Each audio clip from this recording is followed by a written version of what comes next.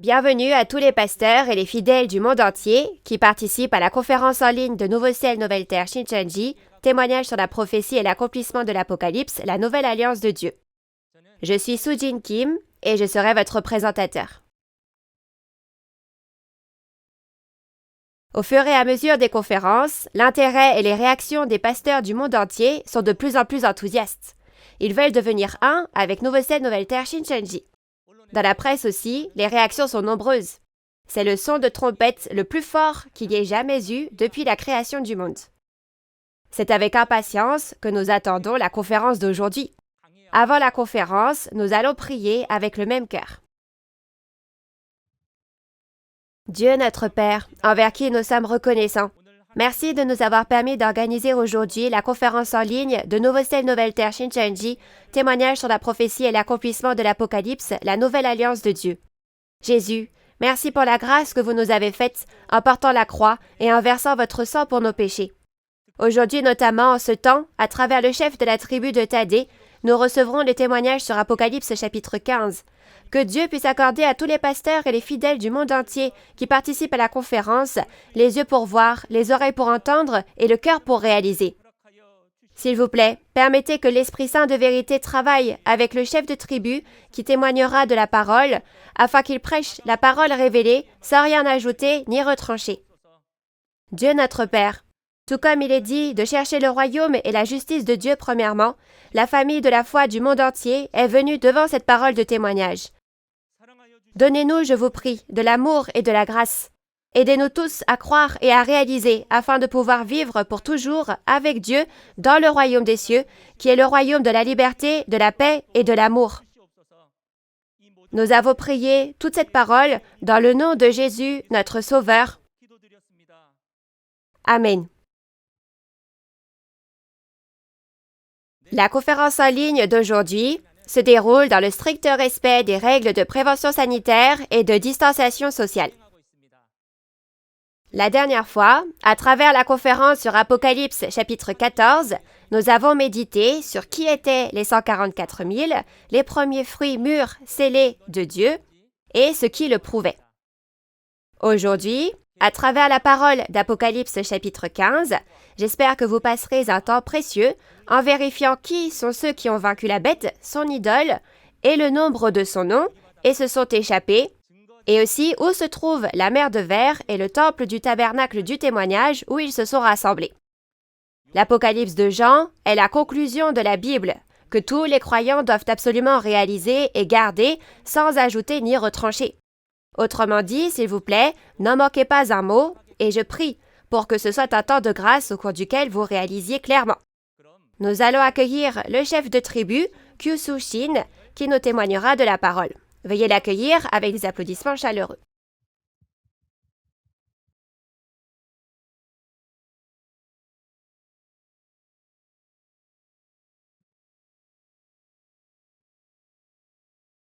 Bonjour à tous. Je suis Kyu-Soo Shin, établi au nom de Thaddée. Aujourd'hui, à la suite de la dernière fois, je vais vous parler d'Apocalypse 15.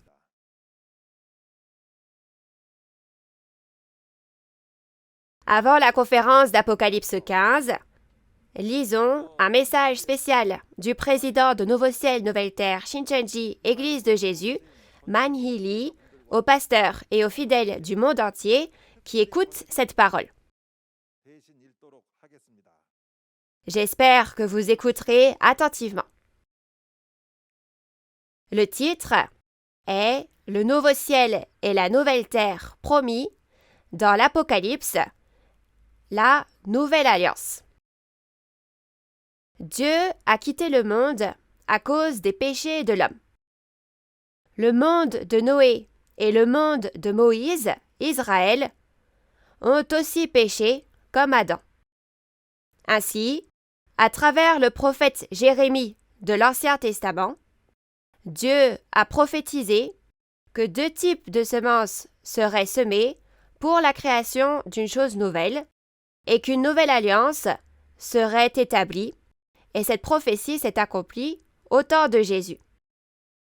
Jésus, qui a accompli l'Ancien Testament, a promis dans la Nouvelle Alliance qu'il reviendrait pour juger le premier ciel et la première terre, attraper le dragon et établir un nouveau ciel et une nouvelle terre, soit le nouveau royaume et le nouveau peuple, les 12 tribus. Et après que cette prophétie a été prêchée dans le monde entier pendant environ 2000 ans, il est venu aujourd'hui et l'a accompli. Cette prophétie a été donnée pour que l'on croie quand elle s'accomplira. Les vrais croyants ont cru à cette promesse de Jésus, mais les faux pasteurs et les faux croyants n'ont pas cru à cette promesse et ont persécuté les vrais croyants. Il y aura donc un jugement pour eux, comme au temps de Noé et de Lot. Au temps de l'accomplissement de l'Apocalypse, le premier ciel et la première terre, les fils du royaume, l'Église traditionnelle, seront jugés et disparaîtront comme dans Apocalypse 6. On peut savoir cela en lisant la Bible du Nouveau Testament. 2 types de semences ont été semées dans la chrétienté, la semence de Dieu et la semence du diable. Quand cela? Au premier avènement de Jésus. Et Jésus, qui a semé la semence, a moissonné le grain mûr au second avènement et l'a scellé pour créer les 12 tribus. Ce temps de la moisson est la fin du monde. Qui seront ceux qui ne sont pas moissonnés dans la chrétienté en ce temps-là? Ce sont ceux qui sont nés de la semence du diable. Au temps de la moisson, il y a une distinction claire entre ceux nés de la semence de Dieu et ceux nés de la semence du diable. Ainsi, vous devez distinguer par vous-même, dans la Bible, de quelle semence vous êtes nés. Ceux qui ne sont pas nés de la semence de Dieu doivent naître de nouveau de la semence de Dieu, être créés en tant que multitude en blanc et venir à Dieu. La raison pour laquelle le premier ciel et la première terre ont été détruits pour créer un nouveau ciel et une nouvelle terre, et la raison pour laquelle il faut naître de nouveau de l'esprit et de la semence de Dieu, est que l'on est né de la semence du diable, le dieu de la mort et de l'esprit du diable. Les hommes à l'époque d'Adam, de Noé et de Moïse ont obéi à Dieu au début parce que Dieu était bon avec eux. Mais finalement, ils lui ont tourné le dos et l'ont trahi. Quelle en est la raison? Tous les peuples sur terre sont nés des gènes du pécheur Adam, donc tous étaient pécheurs comme Adam. Quiconque pêche est un esclave du diable et un enfant du diable. Par conséquent, l'homme devait naître de nouveau de la semence de Dieu et du Saint-Esprit de Dieu, et le premier ciel et la première terre, le monde pécheur, devaient disparaître, et un nouveau ciel et une nouvelle terre sans péché devaient être créés. Le royaume des cieux et Dieu doivent venir sur le nouveau ciel et la nouvelle terre et devenir un, et Dieu doit régner. Comment le diable et les péchés de l'homme peuvent-ils disparaître? En étant sanctifiés par le sang du juste et la vérité de la parole du Père, le péché disparaît.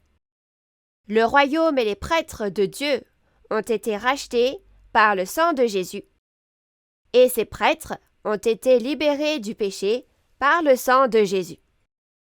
De plus, la multitude en blanc aussi a lavé et blanchi ses vêtements dans le sang de Jésus. C'était aussi avec le sang de Jésus et la parole de témoignage qu'on a pu combattre et vaincre le groupe du dragon. Ainsi, Jésus a fait une nouvelle alliance avec son sang, la nuit de la Pâque, et a porté la croix pour les péchés de tous les peuples, et est parti. Lors du second avènement, Jésus a accompli toute l'Apocalypse promise et a créé 12 tribus, et le royaume des cieux et Dieu viennent à ces 12 tribus créées. Ainsi, ces 12 tribus qui sont avec Dieu entrent dans le royaume des cieux et deviennent l'arbre de vie qui vit pour toujours, sans péché ni loi, dans la liberté, la paix et l'amour. Grâce à cela, Dieu mettra fin au monde du péché et établira un nouveau ciel, une nouvelle terre et un nouveau monde. Amen. J'espère sincèrement que vous deviendrez des pasteurs et des fidèles du monde entier, vivant dans le nouveau ciel et la nouvelle terre, le nouveau monde que Dieu accomplit. Maintenant, regardons les paroles d'Apocalypse 15. Le titre d'Apocalypse 15 est « Le temple du tabernacle du témoignage où toutes les nations viendront adorer ». S'il vous plaît, souvenez-vous-en bien. Et le plus important, c'est l'introduction d'Apocalypse 15. Donc j'espère que vous écouterez attentivement. Lorsque l'on regarde Apocalypse 15, verset 1, il est dit qu'il y a un autre signe grand et admirable dans le ciel. Ce signe signifie que c'est quelque chose de surprenant, que les personnes ne comprendront pas en le voyant. Cela est grand et admirable parce que Dieu et Jésus l'ont fait, n'est-ce pas? Mais même avant Apocalypse 15, il y avait des événements grands et admirables que l'on pourrait appeler des signes. Mais les événements d'Apocalypse 15, parce que ce n'est pas pareil que les événements précédents, il est dit que c'est un autre signe, parce que c'est un événement différent des précédents. Alors, quel est cet événement? Dieu choisit ceux qui ont vaincu le dragon, Satan le diable, dans Apocalypse 12, pour contenir la colère de Dieu. Il la met dans leur cœur, n'est-ce pas? Ainsi, parce que ces vainqueurs sont remplis de la colère de Dieu, ils sont comparés à des coupes de la colère. Donc nous examinerons cela de plus près tout à l'heure. Et la colère de Dieu qui est contenue dans le cœur de ceux qui vainquent est déversée. Et elle est déversée sur les traîtres et les destructeurs pour faire l'œuvre du jugement. Les détails sont rapportés dans Apocalypse 16. Donc c'est un événement comme celui-ci. Quelque chose qui n'était jamais arrivé auparavant. Nous disons donc que c'est un autre signe. Et ces vainqueurs, ils sont les seuls à pouvoir le faire.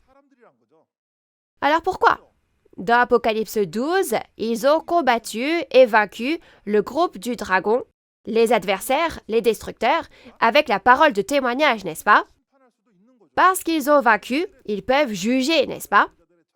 Et parce qu'ils connaissent très bien leur identité, celle des traîtres et des destructeurs, ils peuvent les juger, n'est-ce pas?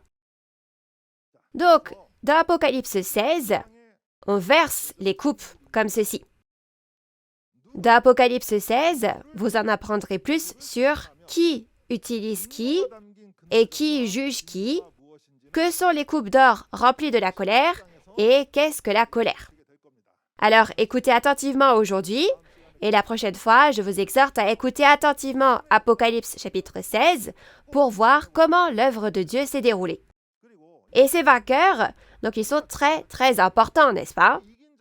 Ces vainqueurs, comme je vous l'ai dit plus haut, ce sont des coupes parce qu'ils contiennent la colère de Dieu. Et parce qu'ils ont reçu la parole, on dit que c'est de l'or et que ce sont des coupes d'or. Ils ont reçu l'autorité et le pouvoir de la part de Jésus, n'est-ce pas? L'autorité et le pouvoir que le vainqueur a reçu de Jésus sont très bien écrits dans les chapitres 2 et 3 de l'Apocalypse. Il y a 12 bénédictions qui y sont écrites. L'une d'elles dit que celui qui vaincra est avec Dieu, Jésus et le royaume des cieux du monde spirituel. Il est dit qu'ils sont assis ensemble sur le trône de Jésus. Alors avec qui Dieu est-il? Souvenez-vous bien qu'il est avec le vainqueur. Et dans le chapitre 15 de l'Apocalypse, des informations importantes sont écrites. L'endroit où toutes les nations iront adorer y est indiqué. Adorer, c'est adorer Dieu, n'est-ce pas? Alors toutes les nations doivent venir à Dieu et l'adorer. Et on nous dit à quel endroit, n'est-ce pas?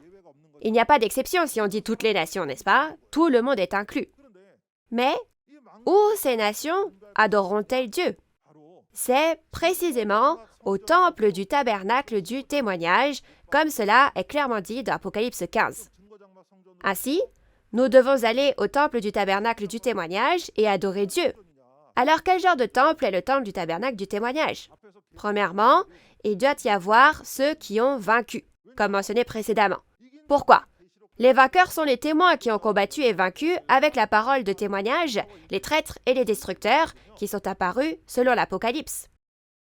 Ils peuvent témoigner parce qu'ils sont les témoins, bien sûr.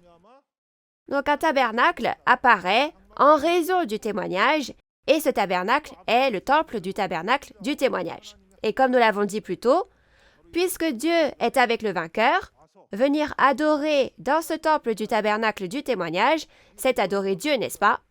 Ce temple du tabernacle du témoignage est le lieu où l'on voit et annonce les événements de tous les chapitres d'Apocalypse 1 à 22 et l'accomplissement d'Apocalypse. Il est promis dans Apocalypse 15 que toutes les nations doivent venir adorer dans ce lieu. Alors, si on croit en Dieu, il faut faire ainsi, n'est-ce pas? Donc, si vous regardez dans Apocalypse 22, versets 18 à 19, on nous dit de ne pas ajouter ni retrancher aux paroles de cette prophétie de l'Apocalypse. Pourquoi? Parce que Dieu accomplit selon cet Apocalypse. Comme il accomplit selon l'Apocalypse, nous ne devons pas ajouter ni retrancher avec des pensées humaines, n'est-ce pas? C'est pourquoi Dieu, qui accomplit cet Apocalypse, a écrit où et avec qui il sera dans l'Apocalypse. Ainsi, lorsque vous réaliserez l'Apocalypse, vous saurez où et avec qui est Dieu.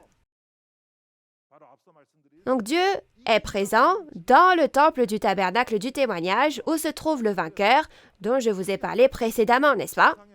Ainsi, tous les croyants sur terre qui croient en Dieu doivent faire selon la promesse de la nouvelle alliance de Dieu, n'est-ce pas? Il faut faire ainsi pour être sauvés, non? Et ceux qui adorent Dieu dans le temple du tabernacle du témoignage sont ceux qui appartiennent à Dieu et ceux qui accomplissent l'espérance du royaume des cieux et de la vie éternelle. Alors permettez-moi de vous poser une question maintenant. Il faut faire ainsi, n'est-ce pas? Allez-vous le faire? Oui ou non? Il faut le faire, oui.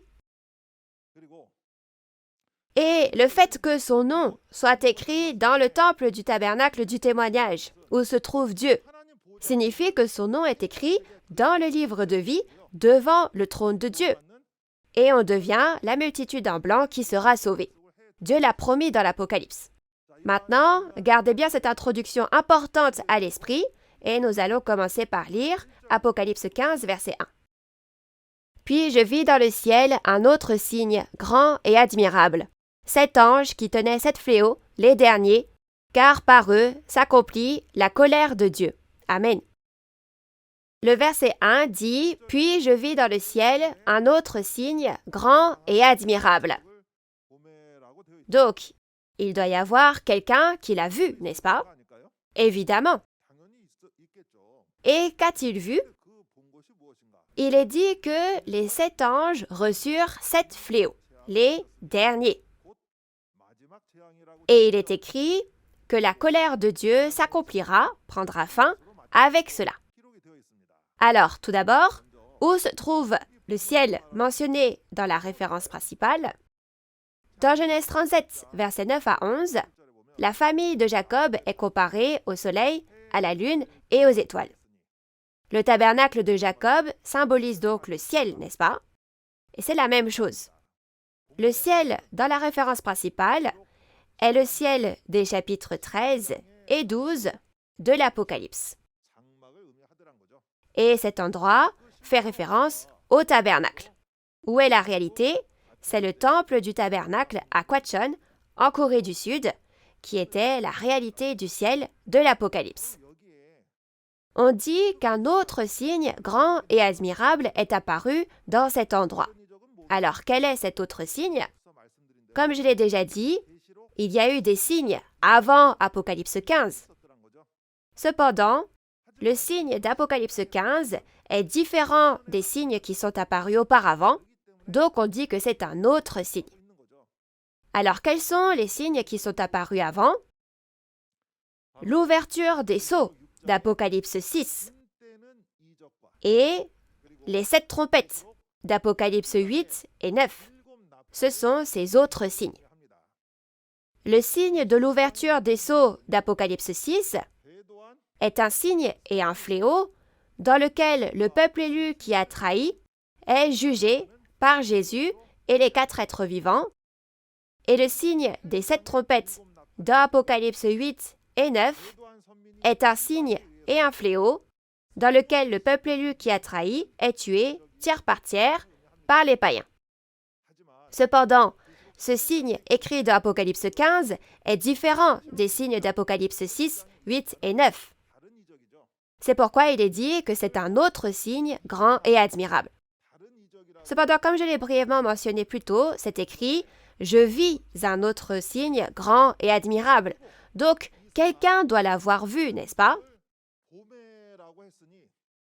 Pasteurs et fidèles du monde entier, avez-vous déjà vu celui qui a vu ces choses? Il y a une personne qui a vu le signe de l'ouverture des sceaux dans Apocalypse 6, le signe des 7 trompettes dans Apocalypse 8 et 9, et le signe des 7 coupes dans Apocalypse 15 et Apocalypse 16. Avez-vous déjà vu cette personne? Moi, je l'ai vu. C'est le pasteur promis de Nouveau Ciel, Nouvelle Terre, Shincheonji, le président Mani Lee, qui a vu tous ces événements. C'est pourquoi nous pouvons témoigner au monde de cette façon, n'est-ce pas?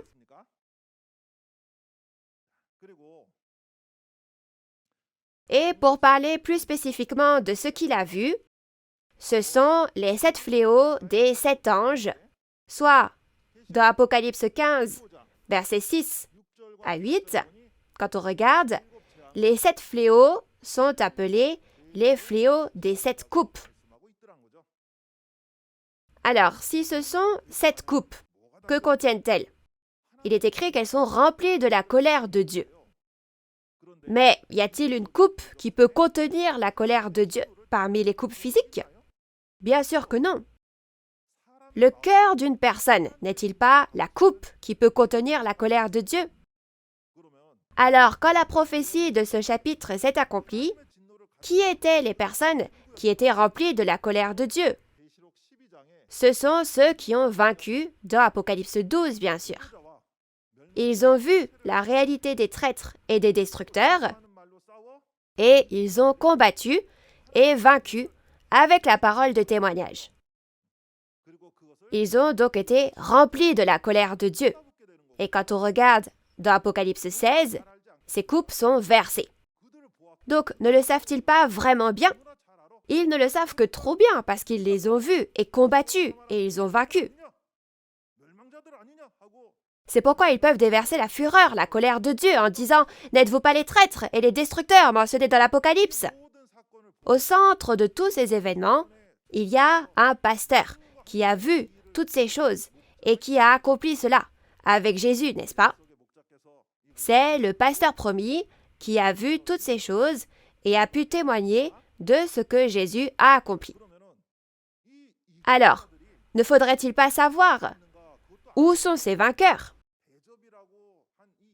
Où sont ces vainqueurs qu'on appelle coupes? Lisons les versets 2 et 3 ensemble. Et je vis comme une mer de verre mêlée de feu, et ceux qui avaient vaincu la bête et son image, et le nombre de son nom, debout sur la mer de verre, ayant des harpes de Dieu. Et ils chantent le cantique de Moïse, le serviteur de Dieu, et le cantique de l'agneau, en disant « Tes œuvres sont grandes et admirables, Seigneur Dieu Tout-Puissant. Tes voies sont justes et véritables, Roi des nations. » Amen.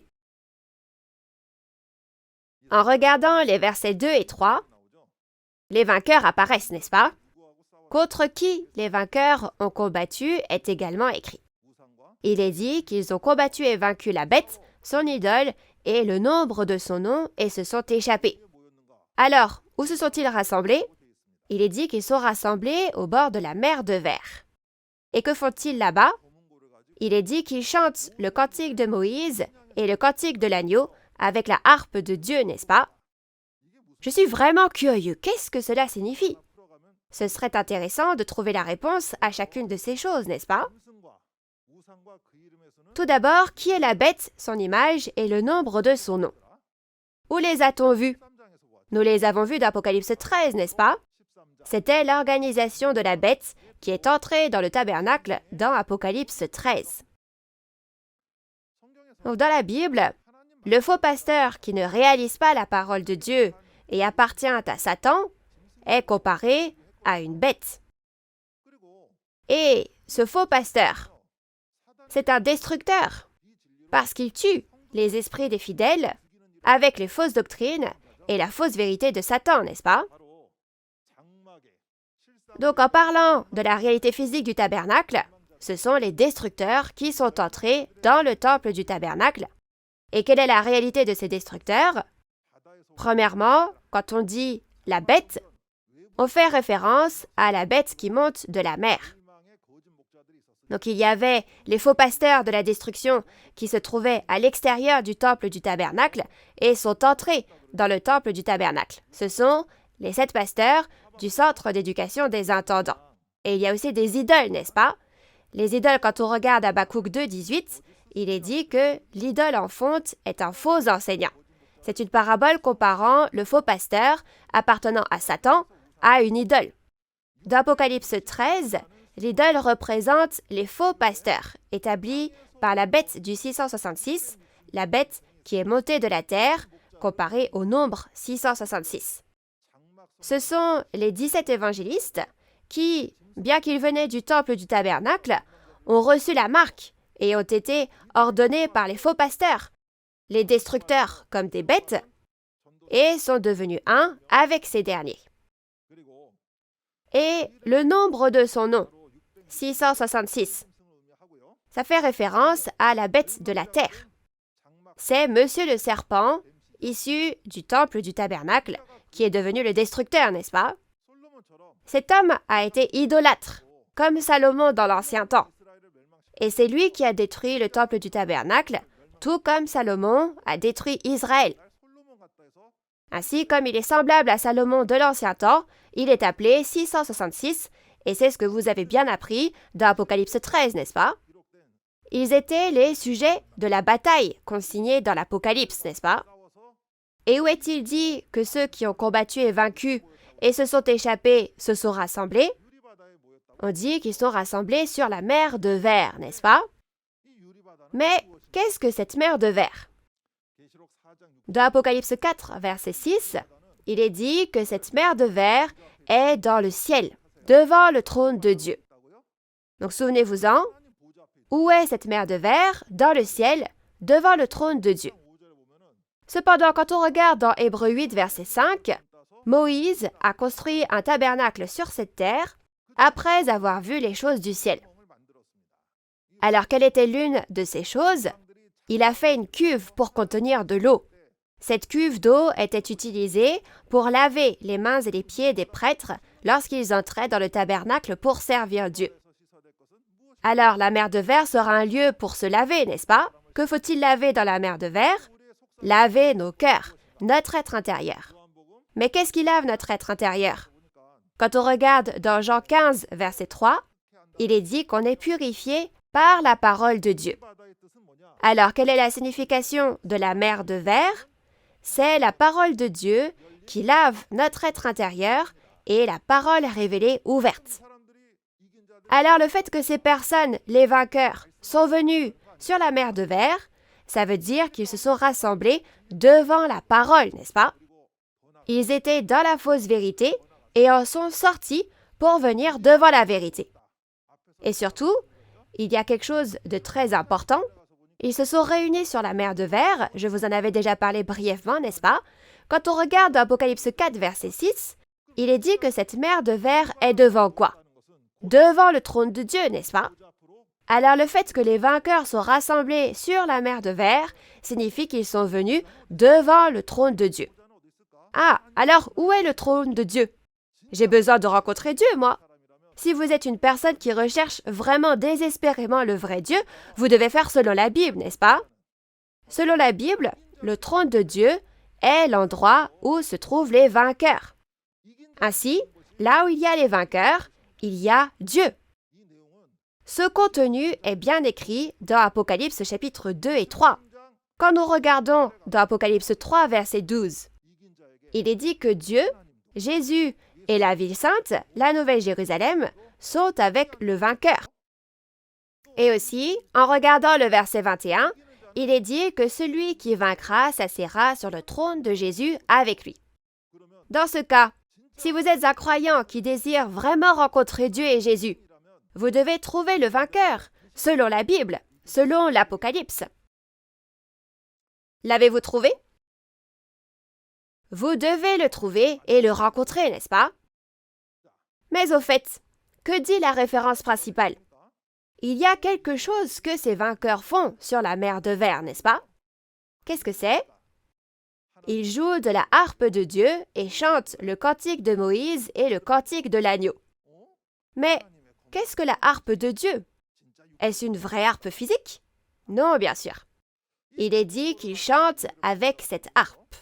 Quand on regarde dans Psaume 119, verset 54, il est dit que les statuts de Dieu sont le sujet de mes cantiques. Vous pouvez voir que les statuts, les ordonnances du Seigneur et la parole de Dieu sont comparés à un cantique. Alors à quoi sert cette harpe utilisée pour chanter? Qu'est-ce que la harpe de Dieu? Quand nous étudions la parole, quand nous prêchons la parole, nous le faisons avec quoi? Avec la Bible, n'est-ce pas? Ainsi, la harpe de Dieu signifie la Bible, le livre de Dieu. Et qu'est-ce que le cantique de Moïse? Ce cantique de Moïse correspond aux paroles de l'Ancien Testament. Quand on regarde dans Deutéronome 31, versets 19 à 22 et verset 30, Dieu dit à Moïse, « Moïse, écris les paroles de ce cantique et lis-le au peuple d'Israël. » Ainsi, Moïse a écrit la parole de Dieu, n'est-ce pas? Genèse, Exode, Lévitique, Nombre, Deutéronome, n'a-t-il pas écrit la première partie de l'Ancien Testament?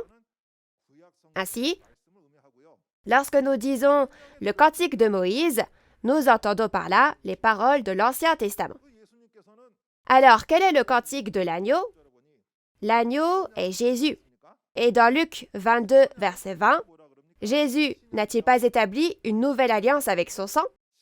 Alors, quelle est cette nouvelle alliance? En d'autres mots, c'est le Nouveau Testament. Dans ce cas, le cantique de l'agneau est la parole du Nouveau Testament, et parce que ce Nouveau Testament n'est pas ancien, mais nouveau, il est appelé Nouveau Cantique dans Apocalypse 14. Alors si nous allons à l'endroit où sont ces vainqueurs, n'apprendrons-nous pas le cantique de Moïse et le cantique de l'agneau aussi? Ne serons-nous pas capables de maîtriser les paroles de l'Ancien et du Nouveau Testament?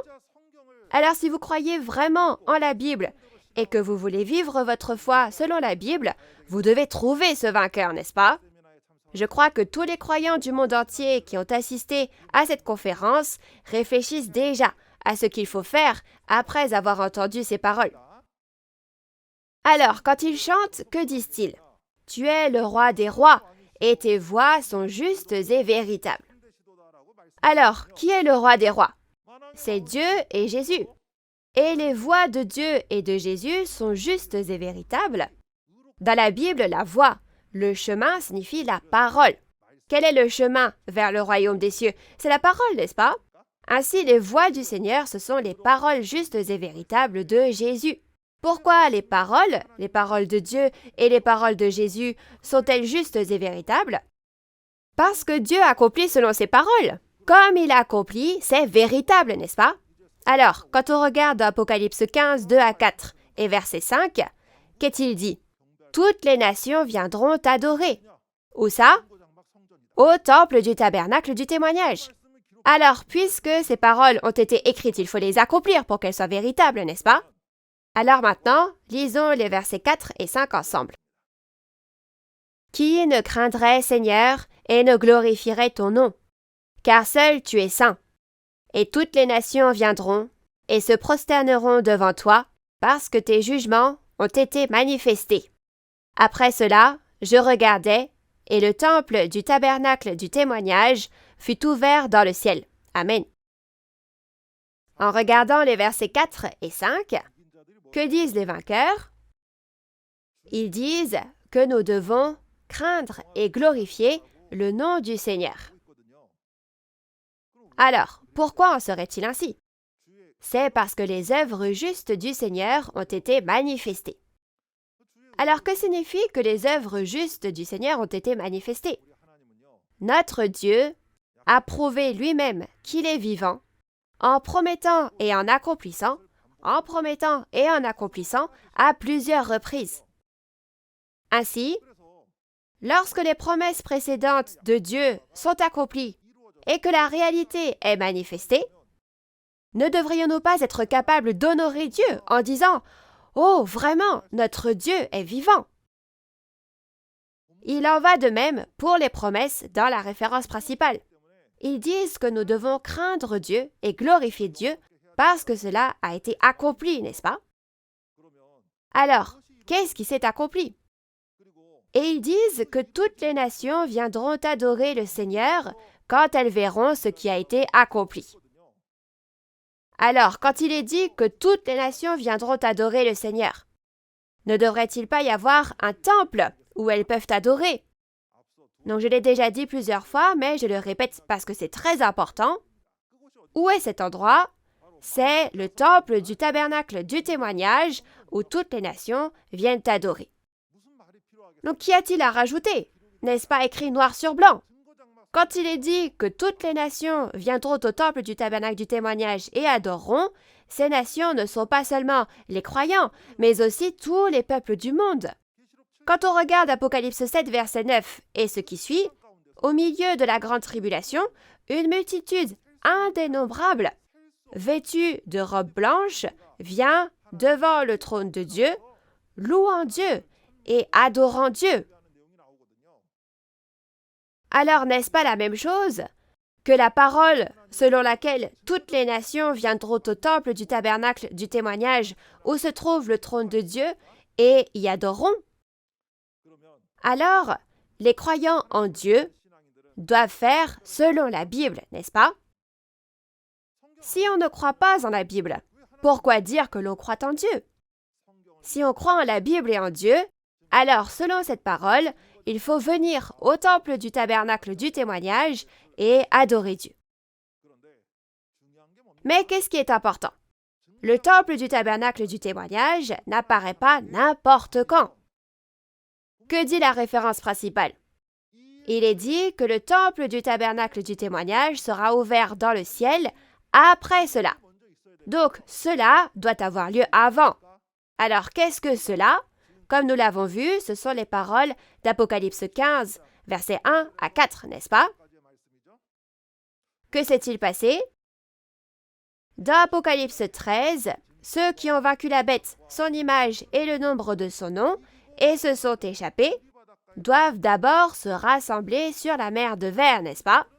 Les vainqueurs sont aussi ceux qui ont combattu et vaincu avec la parole de témoignage dans Apocalypse 12. Ces vainqueurs doivent apparaître en premier, n'est-ce pas? Après les vainqueurs d'Apocalypse 12, il y a le temple du tabernacle du témoignage. Alors, réfléchissons. Pourquoi les vainqueurs doivent-ils apparaître en premier? Ces vainqueurs sont les témoins qui ont vu la réalité des traîtres et des destructeurs apparaître comme prophétisé dans Apocalypse 13. Et ce sont les vainqueurs qui ont combattu et vaincu avec la parole de témoignage. Donc ils savent très bien. Comme ils savent très bien, ils peuvent témoigner, n'est-ce pas? Parce qu'ils peuvent témoigner, le tabernacle du témoignage apparaît, n'est-ce pas? Donc, forcément, il doit y avoir ceux qui vainquent dans Apocalypse 12 pour que le temple du tabernacle du témoignage puisse être établi. Donc, encore une fois, ce temple du tabernacle du témoignage, c'est le tabernacle où on témoigne de ce que les vainqueurs d'Apocalypse 12 ont vu et entendu sur les lieux des événements. Et de plus, c'est le tabernacle où on témoigne des événements de tous les chapitres d'Apocalypse 1 à 22. Alors, si vous êtes curieux concernant l'Apocalypse et que vous voulez savoir où faut-il venir, il faut venir au temple du tabernacle du témoignage et apprendre. Et quelle est la raison pour laquelle cet endroit est appelé temple? Les vainqueurs, comme je l'ai déjà dit précédemment, quand on regarde dans Apocalypse chapitre 2 et 3, Dieu, Jésus et le royaume des cieux du monde spirituel sont avec le vainqueur, et le vainqueur est assis sur le trône de Jésus avec lui. Il y a donc le trône de Dieu là où se trouve le vainqueur. Donc, puisque c'est le temple du tabernacle du témoignage, c'est un lieu saint, parce que Dieu s'y trouve. Donc, c'est pour ça que ça s'appelle un temple, n'est-ce pas? On dit que c'est un temple parce que Dieu s'y trouve et qu'il y a le trône de Dieu. Alors, où doivent aller les croyants? Si vous allez au mauvais endroit pour pratiquer votre foi et que quelque chose se passe mal, qui peut-on blâmer? Il faut faire selon la Bible. Mais quand on regarde dans la Bible, c'est exactement ce que Dieu a dit. Il a promis où il serait, avec qui il serait. Alors, où est cet endroit? C'est le temple du tabernacle du témoignage où il y a les vainqueurs, n'est-ce pas? Ainsi, toutes les nations doivent venir au temple du tabernacle du témoignage où Dieu se trouve.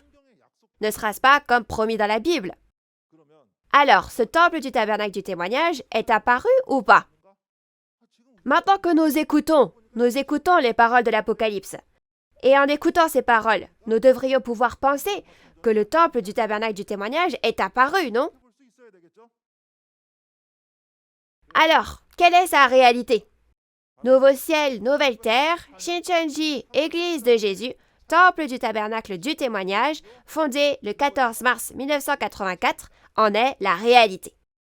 Peu importe où vous allez dans le monde, il n'existe nulle autre part de dénomination fondée sous le nom de temple du tabernacle du témoignage. Où y a-t-il un endroit appelé le nouveau ciel et la nouvelle terre selon Apocalypse 21 verset 1? Et aussi, où est le lieu qui est composé des 12 tribus selon Apocalypse 7? Tous les croyants qui croient vraiment en la Bible le chercheront, n'est-ce pas? Où se trouve un tel lieu? Ils chercheront, n'est-ce pas? Et vous devez d'abord vérifier qu'il y a eu un vainqueur qui a combattu les destructeurs dans le temple du tabernacle avant que le royaume de Dieu, nouveau ciel, nouvelle terre, Shincheonji, Église de Jésus, temple du tabernacle du témoignage, ne soit établi, n'est-ce pas? Vous devriez également vérifier qu'il y a un pasteur qui a vu tous ces événements et en témoigne. Maintenant que vous avez atteint le chapitre 15, je pense que vous avez vérifié beaucoup de ces choses. Alors, que font encore les vainqueurs dans le temple du tabernacle du témoignage? Lisons ensemble les versets 6 à 8. Et les 7 anges qui tenaient les 7 fléaux sortirent du temple, revêtus d'un lin pur, éclatant, et ayant des ceintures d'or autour de la poitrine. Et l'un des 4 êtres vivants donna aux 7 anges 7 coupes d'or, pleines de la colère du Dieu qui vit au siècle des siècles.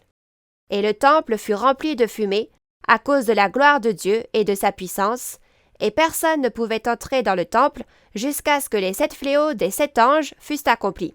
Amen. Dans les versets 6 à 8, il est dit que 7 anges sortent du temple, n'est-ce pas? Et à ces 7 anges, l'un des 4 êtres vivants donne 7 coupes d'or remplies de la colère de Dieu. C'est pourquoi ces 7 anges déversent la colère de Dieu contenue dans les coupes sur les traîtres et les destructeurs dans Apocalypse 16. Mais qu'est-ce qui est écrit? Le temple fut rempli de fumée à cause de la gloire de Dieu et de sa puissance. Et personne ne pouvait entrer dans le temple jusqu'à ce que les 7 fléaux des 7 anges fussent accomplis. Alors, quand tous les fléaux des 7 coupes seront déversés, cela signifie que ceux qui peuvent entrer dans le tabernacle apparaissent, n'est-ce pas? Alors, qu'est-ce que ce contenu? Regardons ces points un par un. Tout d'abord, où est le temple où les 7 anges sont apparus? C'est le temple du tabernacle du témoignage mentionné dans le verset précédent. Alors, dans ce temple du tabernacle du témoignage, il y a le trône de Dieu, il y a Dieu et aussi les anges, n'est-ce pas? Et il y a aussi les 4 êtres vivants. Donc, nous avons appris les 4 êtres vivants, n'est-ce pas? Nous avons bien appris dans Apocalypse 4 et Apocalypse 6. Ce sont les 4 archanges et les commandants de l'armée de Dieu. L'un de ces 4 archanges a donné aux 7 anges 7 coupes d'or remplies de la colère de Dieu. Donc ils sont mentionnés plusieurs fois. Qui sont-ils? Ce sont les vainqueurs d'Apocalypse 12, n'est-ce pas? Les vainqueurs ne connaissent-ils pas très bien la réalité des traîtres et des destructeurs? Ils les ont combattus et vaincus. Par conséquent, la colère de Dieu remplit également leur cœur. N'êtes-vous pas les traîtres de l'Apocalypse? N'êtes-vous pas les destructeurs? Donc ils sont ceux qui peuvent en témoigner, n'est-ce pas? Ainsi, le fait que l'un des 4 êtres vivants donne les 7 coupes de la colère aux 7 anges signifie que les 7 anges utilisent les vainqueurs d'Apocalypse 12 et travaillent à travers eux, n'est-ce pas? Donc l'esprit agit à travers la chair. Et en regardant la référence principale, il est dit que le temple fut rempli de fumée à cause de la gloire de Dieu et de sa puissance. Donc il n'est pas possible que le temple soit rempli de fumée physique, n'est-ce pas? Alors de quelle fumée parlons-nous ici? Cela signifie que la parole de la colère de Dieu, qui juge les traîtres et les destructeurs, remplit le temple comme la fumée se répand et remplit le temple. Et la ferveur de ce cri, comme quoi les traîtres et les destructeurs seront jugés, est la fumée qui remplit le temple. Et il est dit que personne ne pouvait entrer dans le temple jusqu'à ce que les 7 fléaux des 7 anges fussent accomplis. Alors, qu'est-ce que cela signifie? Cela a-t-il un sens pour ceux qui appartiennent à la bête d'entrer dans le temple de Dieu? Cependant, on leur ouvre aussi les portes. Alors, quand ça? Après avoir versé toutes les coupes. Ainsi, les membres de la bête ne peuvent pas entrer dans le temple du tabernacle du témoignage jusqu'à ce que le jugement du fléau des 7 coupes soit terminé. Mais ceux qui se repentent après avoir reçu tous les fléaux des coupes pourront venir dans le temple du tabernacle du témoignage et adorer devant Dieu. Ainsi, quand on regarde Apocalypse 16, verset 12, les coupes sont versées. Et c'est justement cette parole de témoignage qui devient le chemin. La parole de témoignage devient le chemin. Et le chemin pour les rois de l'Orient apparaît. C'est cette parole de témoignage qui est devenue le chemin, n'est-ce pas? C'est ce qui les a fait sortir. Et comme le chemin, la voie s'est ainsi ouverte, Jésus les a appelés, n'est-ce pas? Il est dit que Jésus, l'agneau, les appelle et les fait sortir. Et dans Apocalypse 18, verset 4 aussi, il est dit « Mon peuple ». Donc Babylone, cette Babylone a maintenant détruit toutes les nations avec le vin de la fureur de son impudicité. Donc vous l'apprendrez bien dans Apocalypse 18, c'est pourquoi il est dit que toutes les nations appartiennent à cette Babylone, appartiennent à Satan, le diable. Mais que dit Apocalypse 15? Il est dit que toutes ces nations viendront adorer Dieu, n'est-ce pas? Alors, quand on regarde dans Apocalypse 22, il est dit que toutes les nations seront guéries. Quelle bonne nouvelle, n'est-ce pas? Quelle nouvelle surprenante! Lorsque vous réalisez l'Apocalypse, ou que vous regardiez, le salut de Dieu est écrit, n'est-ce pas? Le lieu du salut est écrit. Et le pasteur qui témoigne de la parole du salut a été promis. Il est donc vrai que cette parole de Dieu résonne comme une trompette partout dans le monde en ce moment.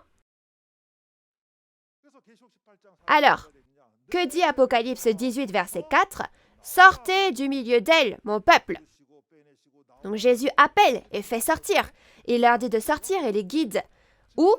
Toutes ces nations? Vers le temple du tabernacle du témoignage, n'est-ce pas?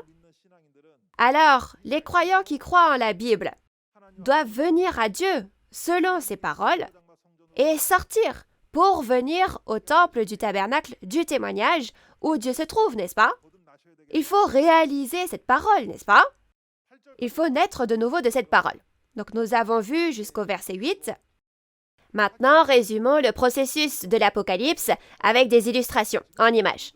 Résumons ce que nous avons vu jusqu'à présent.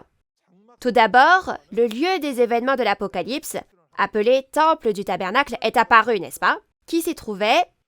Il y avait 7 messagers comparés à 7 étoiles. et il y avait des fidèles sous eux. Cependant, de faux pasteurs qui enseignent la doctrine et les commentaires de Satan, donc les faux pasteurs, appelés Nicolaïtes dans Apocalypse 2 et 3, sont entrés dans ce tabernacle où il se trouvait, n'est-ce pas? Donc, dans Apocalypse 13, ils sont appelés le groupe de la bête. Et selon l'accomplissement physique, ce sont les pasteurs du centre d'éducation des intendants qui sont entrés dans le temple du tabernacle et ont donné la marque avec la fausse vérité de Satan. Donc, ils ont donné la marque sur le front et la main droite. Ils leur ont fait accepter les doctrines de Satan. Ainsi, les pasteurs et les fidèles du tabernacle qui ont reçu la marque sont devenus des traîtres. Et il a été révélé que les pasteurs de ce centre d'éducation des intendants qui leur ont donné la marque étaient les destructeurs, n'est-ce pas? Donc il y a des témoins qui ont vu la réalité de ces traîtres et de ces destructeurs sur les lieux des événements. Mais à quoi ça sert de juste voir? Ah ok, ce sont les traîtres et eux les destructeurs. Dieu leur a-t-il montré ces choses juste pour faire joli? Non, bien sûr. S'ils ont vu ces choses, ils doivent se battre avec ce qu'ils ont vu, avec ce témoignage. Ainsi, parce que ces témoins se sont battus et ont vaincu avec la parole de témoignage, ils sont devenus les vainqueurs. Et ces vainqueurs se sont réunis sur la mer de verre, comme nous le voyons aujourd'hui dans Apocalypse 15. Se rassembler sur la mer de verre signifie se rassembler devant le trône de Dieu. Et là où il y a ces vainqueurs, et où se trouve le trône de Dieu, le temple où toutes les nations viendront adorer a été établi. C'est la fondation de Nouveau Ciel, Nouvelle Terre, Shincheonji, Église de Jésus, temple du tabernacle du témoignage, n'est-ce pas? Et les vainqueurs dans le temple du tabernacle du témoignage deviennent les coupes de la colère. Et cet événement est également accompli dans Apocalypse 16. Donc selon Apocalypse 7, ces 12 tribus, ceux qui sont scellés, apparaîtront désormais dans ce temple du tabernacle du témoignage qui est apparu. Et une multitude en blanc indénombrable s'y rassemble. Donc ce sont toutes les nations qui viennent adorer. Si vous regardez l'histoire du développement de Nouveau Ciel, Nouvelle Terre, Shincheonji, Église de Jésus, Temple du Tabernacle du Témoignage, au début, le pasteur promis a enseigné les paroles de l'Ancien et du Nouveau Testament dans les montagnes et dans les champs aux fidèles qui s'étaient échappés du tabernacle. C'est l'accomplissement physique du fait de chanter le cantique de Moïse et le cantique de l'agneau, n'est-ce pas? Et le 14 mars 1984, il a proclamé l'établissement et la fondation du temple du tabernacle du témoignage. Il est allé dans toutes les villes de Corée du Sud et y a organisé des conférences sur l'Apocalypse. Il a témoigné de l'accomplissement physique de la trahison et de la destruction et a témoigné des événements de tous les chapitres de l'Apocalypse. Cela fait partie du processus d'accomplissement de la prophétie qui consistait à verser les coupes. Et le 14 mars 1995, selon Apocalypse 4 et Apocalypse 7, le trône a été formé sur cette terre, comme vu dans le ciel, et les 12 tribus ont commencé en même temps, le même jour. Donc ces 12 tribus ont travaillé assidûment pour moissonner et sceller jusqu'à aujourd'hui. C'était donc un faible commencement, mais les choses se sont progressivement développées selon la Bible.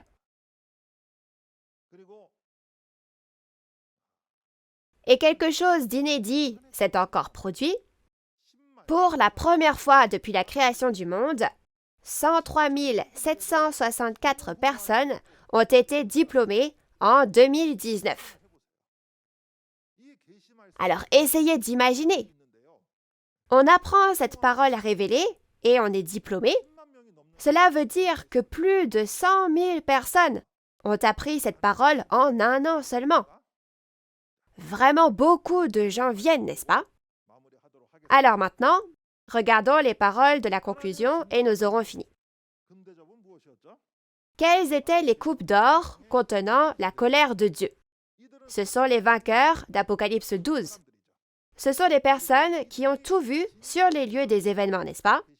Et ils deviennent les coupes de la colère et le jugement est versé sur les traîtres et les destructeurs dans Apocalypse 16. Et le fait que les vainqueurs se tiennent sur la mer de verre signifie qu'ils se sont rassemblés devant le trône de Dieu. Alors, souvenez-vous bien, s'il vous plaît, que l'endroit où les vainqueurs se tiennent, sur la mer de verre, est devant le trône de Dieu.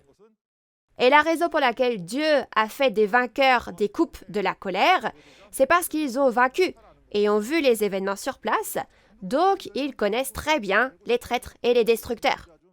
Alors si on veut savoir qui sont les traîtres et qui sont les destructeurs, il faut rencontrer le vainqueur, n'est-ce pas? En réalité, le fait de pouvoir écouter cette conférence aussi, c'est parce qu'il y a un vainqueur que c'est possible, n'est-ce pas? Et la raison pour laquelle toutes les nations viennent adorer ici, c'est parce que Dieu est avec les vainqueurs et que le trône de Dieu est ici, n'est-ce pas? Il faut donc se souvenir du nom du temple. C'est le temple du tabernacle du témoignage. Et enfin, après l'apparition des vainqueurs, il y a le temple du tabernacle du témoignage pour témoigner de ces événements. C'est pourquoi nous ne pouvons connaître les événements de l'Apocalypse qu'en les écoutant dans le temple du tabernacle du témoignage. Dieu n'a choisi qu'un seul endroit. Dieu demande, voulez-vous connaître les événements de l'Apocalypse? Et voulez-vous obtenir le royaume des cieux et l'espérance grâce à l'Apocalypse? Alors, vous devez venir au temple du tabernacle du témoignage où se trouve le trône de Dieu. C'est précisément ce qu'il nous dit dans Apocalypse 15.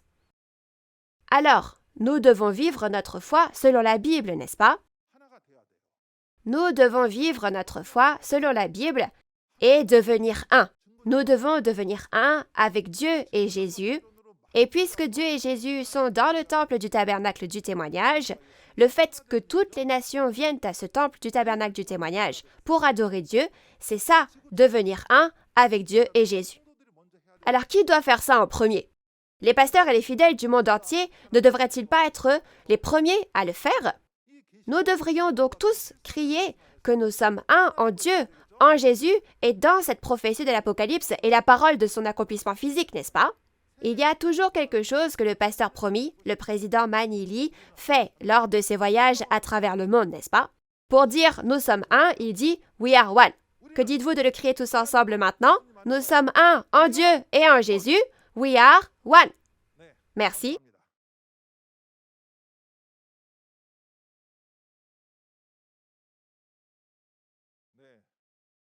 Nous allons prier Dieu le Père.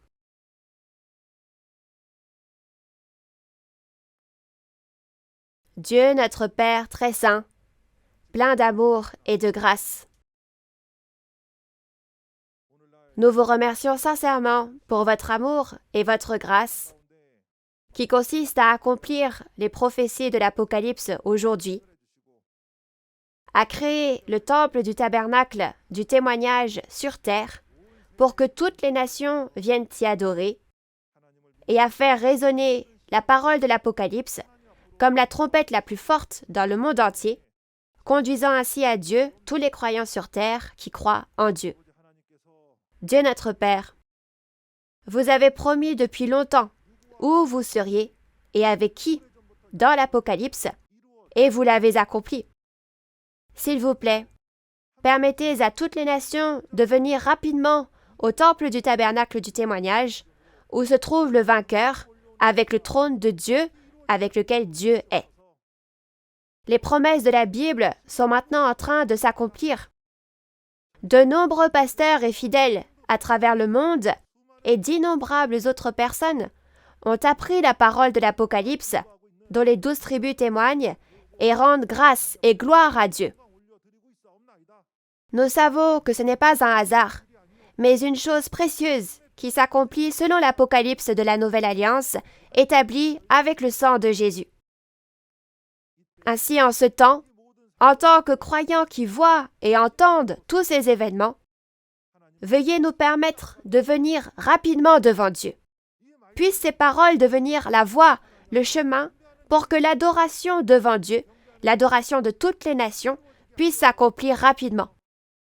Faites en sorte que tous les bien-aimés pasteurs et fidèles du monde entier deviennent un en Dieu, en Jésus et dans la parole révélée. Nous prions au nom de Jésus-Christ, qui est plein d'amour et envers qui nous sommes reconnaissants. Amen. Ceux qui ont combattu et vaincu la bête sont devenus les coupes de Dieu, remplies de la colère de Dieu. Alors, Quelle est cette terre où est déversée la colère? La guerre d'Armageddon, certains d'entre vous en ont peut-être entendu parler.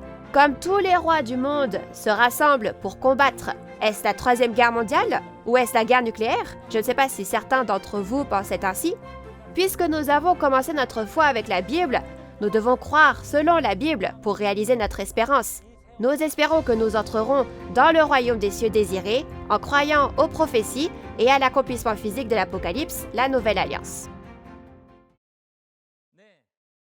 Après le témoignage clair et pertinent du chapitre 15 de l'Apocalypse, nous avons même pu regarder la bande-annonce de la prochaine conférence.